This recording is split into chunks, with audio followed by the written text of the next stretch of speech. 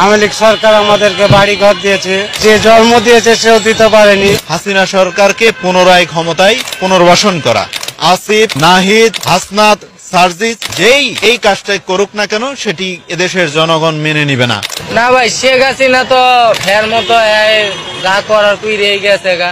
হাসিনা সরকার আমাদের ভালোই ছিল, এমন অবস্থা খারাপ, ইনকাম কম, রাস্তাঘাটে চলাচল কম, প্রশাসন পুলিশের আমদানি বেশি, রাস্তাঘাটে জ্বালায়। আওয়ামী লীগ সরকার ধরেন যে আমরা গরিব মানুষ হিসাবে আমরাকে অনুদান দিয়েছে, যেহেতু যে জন্ম দিয়েছে সেও দিতে পারেনি। আওয়ামী লীগ সরকার আমাদেরকে বাড়ি ঘর দিয়েছে, কর্ম করার জায়গায় কিছু টাকা পয়সা দিয়েছে, আমরা এই যে রিক্সা পয়সা চালিয়ে খাইতে আছি। বাজার ভাই বর্তমান আগের থেকে মানে যেভাবে বাড়তে আছে, আমার মনে হয় না যে মনে করেন যে সামনে আরো ভালো চলতে পারবো। বাড়তে আছে ভাই, মেন কথা হইল গা এখন কোয়া তো মানে কোয়াটা উচিত না, আবার উচিত কিনলেগা। কারণ মনে করেন যে আমরা আগে যেরকম একটা ইনকাম আছিল, ঠিক আছে, আগে ধরেন মনে করেন যে রিক্সা নিয়ে বাইরে এলে 1000 টাকা ইনকাম করতাম, আর এখন বর্তমান বাজারে মনে করেন যে 500 টাকা ইনকাম করে বাসায় নেওয়াটা খুব টাফ ব্যাপার। আগে তো এরকম ছিল না ভাই।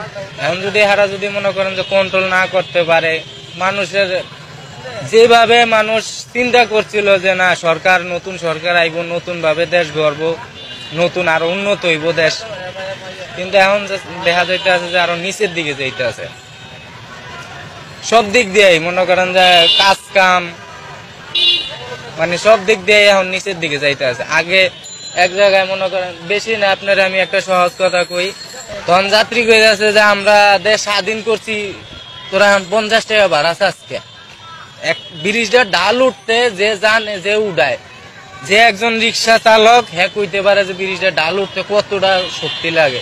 50 টাকা ভাড়া চাওয়াতে পুলিশ খাড়া রয়েছে, তারপরে হইল মানে সেনাবাহিনীর গাড়ি যাইতে আছে আর আমারে মারতে আছে, রাস্তায় মানুষ হাসতে আছে যে আমরা স্বাধীন করছি। তা আমরা কি করছি ভাই?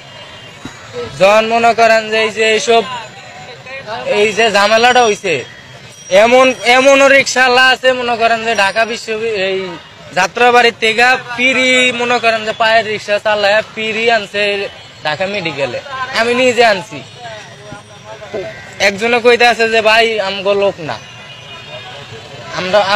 না, আমরা আনছি আর হাসপাতালে।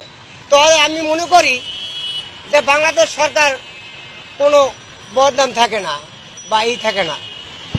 সেই ক্ষেত্রে আমি বলতে চাই যে ডক্টর ইউনূস যে এখন সারে যে আছে, সে অন্তর্কালীন সরকার যে আজ 4 মাসের বেশি হয়ে গেছে মনে হয়, যে কোনো আইন যদি পালন করে, আইন যদি ছাড়ে, তো হেলে অন্তত জনগণের মতামত নিয়ে এবং খেটে খাওয়া মানুষ, যারা রিক্সা ড্রাইভার, ভ্যানালা ড্রাইভার, যারা দিন মজুরি খাটে, এখন মতামত নিয়ে আইন পরিচালনা করতে হয়। কারণ আইন যদি পরিচালনা করে তাহলে ওই সরকারের কোনো বদনাম থাকে না।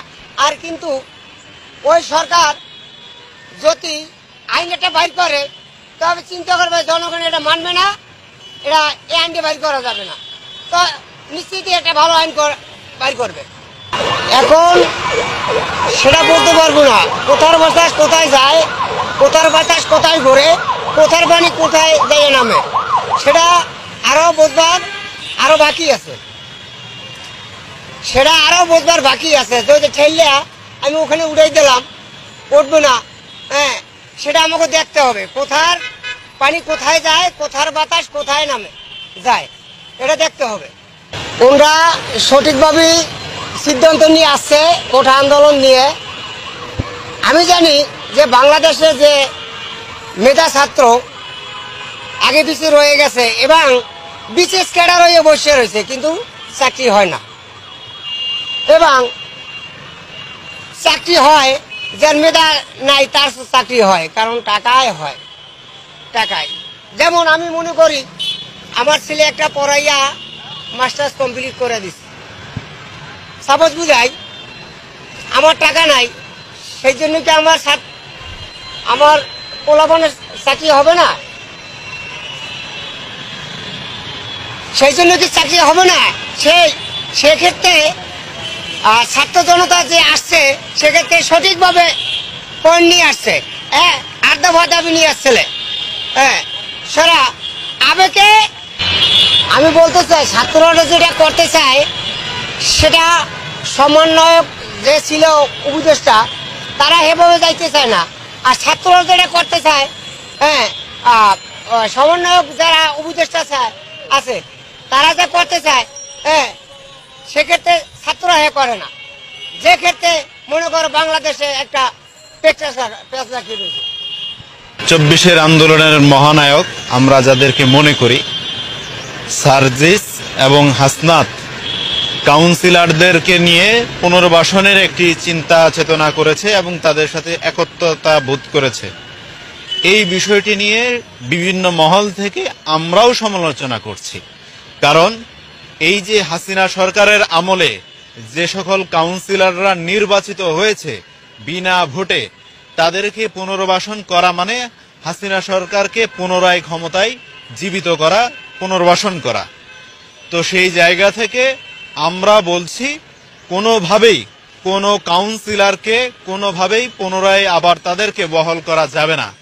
এটি করলে রাষ্ট্র পুনরায় আবার বিকলাঙ্গ হবে। যেমন পার্শ্ববর্তী রাষ্ট্র ভারত আমাদেরকে বিকলাঙ্গ করবার জন্য দীর্ঘ 17টি বছর হাসিনা সরকারকে, ফ্যাসিস্ট হাসিনা সরকারকে ক্ষমতার মসনদে বসিয়ে রেখেছিলেন। ঠিক একই কায়দায় আবার এই কাউন্সিলরদেরকে বসিয়ে হাসিনা সরকারকে সহজেই ফিরাতে পারবে ভারত। সেটি তাদের একটি পরিকল্পনা। এই পরিকল্পনার ফাঁদে কেউ যদি পা দেয়, সেটা আমাদের ভাই হোক আর যেই হোক, তাদেরকে আমরা করজোরে অনুরোধ করব আপনারা এই জায়গা থেকে ফিরে আসুন।